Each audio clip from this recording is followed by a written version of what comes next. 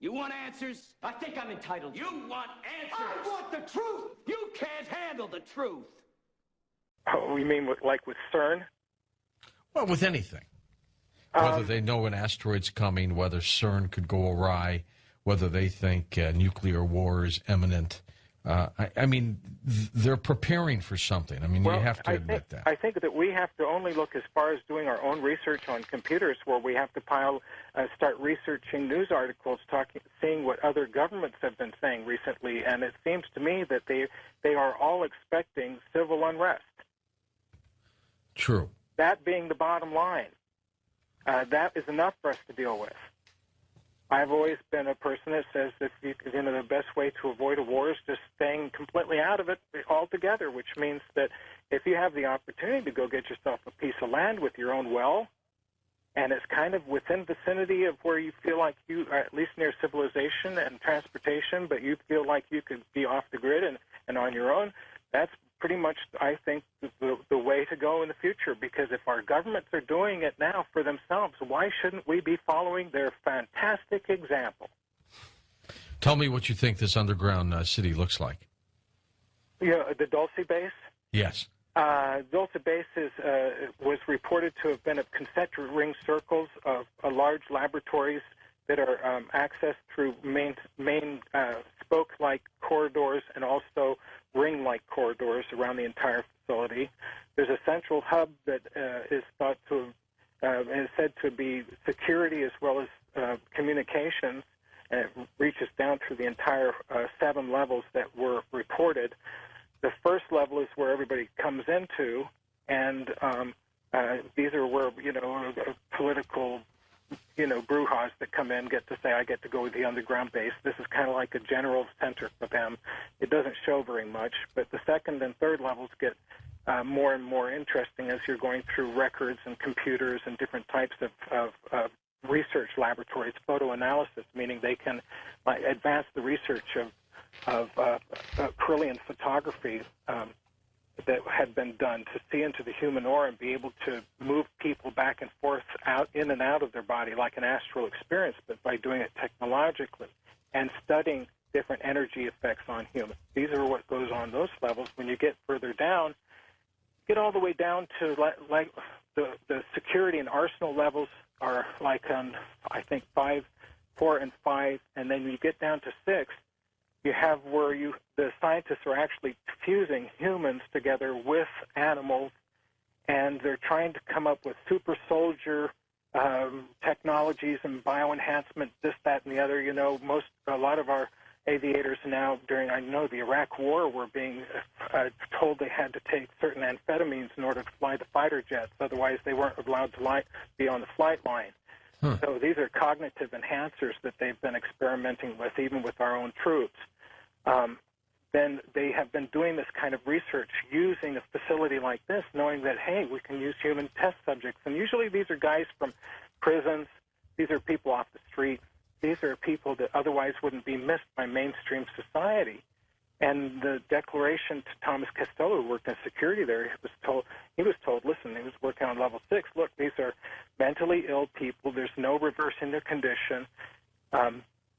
Unbeknownst to the employees there, other scientists were giving the test subjects drugs so they could not communicate, so they're constantly drooling, and these poor guards were thinking, okay, these people are really gone for it, so if they're using them for these experiments, so be it. I'm just going to have to do my bit for my country, until they found out that some of these people were not just committed to asylums. They actually popped up on radar of Thomas Costello's as being somebody that was reported missing. And so that's when he reversed course and managed to take the documents out of the facility through one of the corridors that actually led to a natural cavern system nearby. This whole base is supposedly about 4.87 miles in diameter. The maze itself is generally about the same size. The team did the calculations and said, yes, that could actually cover that distance. When we were there, by the way, we actually met with tribal elders that openly declared that they know that there's an underground base in Dulce. And they had reported on 3 separate reports on interview they had gotten where they talked about their own personal encounters with small beings with large black eyes on the side of the road and different situations like that. I actually spoke with somebody that had a lizard man encounter on the other side of the mesa. And so, Gabe Valdez, the former sheriff of the Dulce Reservation, actually was able to provide a photograph of a fetus that was taken from a cow just outside of Dulce.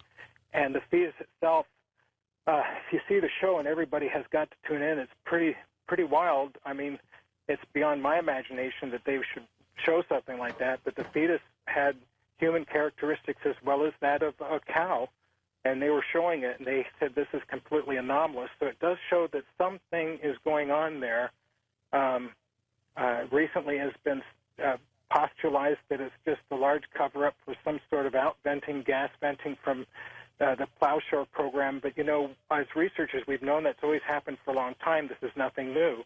What's occurring there is way far and beyond a matter of importance, because it does include, you know, transportation of human beings against the Declaration of Helsinki that was established back during the 60s, where you have to have advice consent from a volunteer. And in the mid-1990s, that language was actually changed to say if the person's incapacitated, somebody else can volunteer them for experiments, which basically took the power away from the Declaration of Helsinki. So, but we do have human beings being used and operated on, and the show demonstrated that there is something going on there that's worthy of more scientific investigation, and that was the culminating note, and it was a good note to end on. John, what's the significance of Professor S.A. Jordan? Who is Professor S.A. Jordan? I'm sure many of your listeners might remember the April 5th, 1909 article that came out in the Arizona Gazette newspaper talking about a lost city that was discovered carved into the side of the Grand Canyon. The Arizona Gazette newspaper had published that report, and when they published it, all of a sudden, about 2 days later, the conversation fell to zero, and nobody was speaking about it at all. The Smithsonian Institution has always said that they just feel like it's some sort of an April Fool's joke, but actually occurred on April 5th. In that area of the Grand Canyon where this was supposedly found, they refer to a Professor S.A. Jordan. S.A. Jordan. And when I was actually doing the research on this, I found a Jordan that worked with the Smithsonian Institution. As a matter of fact, a number of years before, he was actually asked to be the secretary of the Smithsonian Institution. Knowing that this Jordan existed, I wrote to the Smithsonian Institution and asked them if they had any record of him. They sent me back a letter stating that, this has something to do with the article about the Grand Canyon, and there has been no Jordan, that has been notable, that's been working for the Smithsonian Institution, when actually I knew that wasn't true. They had just reached for the nearest answer to an inquiry, an investigative inquiry. And it just turns out that this David Starr Jordan ends up being president of Indiana University. So we have Indiana Jordan and his discovery of the Grand Canyon, the most remarkable underground archaeological discovery in mankind that was supposedly made. And it all was right there in Arizona. John, when we come back, let's talk about some of these artifacts that were apparently found in some of these caverns, and also we'll talk about the Hopis and what they meant when they mentioned the lizard or ant people. We'll be back.